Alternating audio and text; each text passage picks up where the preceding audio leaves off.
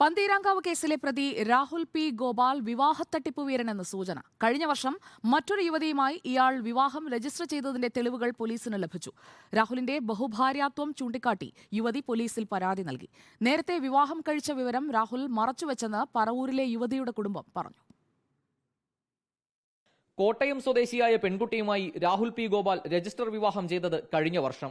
കഴിഞ്ഞ മെയ് 5-ന് വിവാഹം നടത്താമെന്ന ധാരണയിലായിരുന്നു രജിസ്റ്റർ വിവാഹം. ഇതിനുശേഷം രാഹുലിന്റെ സ്വഭാവ വൈകല്യം മനസ്സിലാക്കിയതോടെയാണ് യുവതി വിവാഹമോചനം തേടിയത്. സ്ത്രീധനം ആവശ്യപ്പെട്ട് രാഹുൽ പലതവണ ഭീഷണിപ്പെടുത്തിയെന്നും പെൺകുട്ടി പോലീസിന് നൽകിയ പരാതിയിൽ പറയുന്നു. വിവാഹമോചന നടപടികൾ കോടതിയിൽ പുരോഗമിക്കവെയാണ് പറവൂരിലെ പെൺകുട്ടിയുമായി രാഹുലിന്റെ വിവാഹം. നേരത്തെ വിവാഹം കഴിച്ച വിവരം രാഹുൽ മറച്ചുവെച്ചുവെന്ന് പറവൂരിലെ പെൺകുട്ടിയുടെ അമ്മ റിപ്പോർട്ടറിനോട്.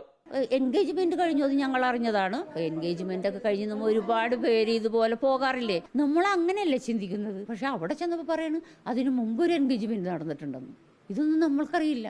അന്നലെ എന്തോരം അവനെ കുറിച്ച് അന്വേഷിച്ചു. ഇവര് ഇതിങ്ങനെ തുടക്കം കൊണ്ട് അന്വേഷിച്ചിട്ടും ഒരാളെങ്കിലും നമ്മളോട് പറയണ്ടേ.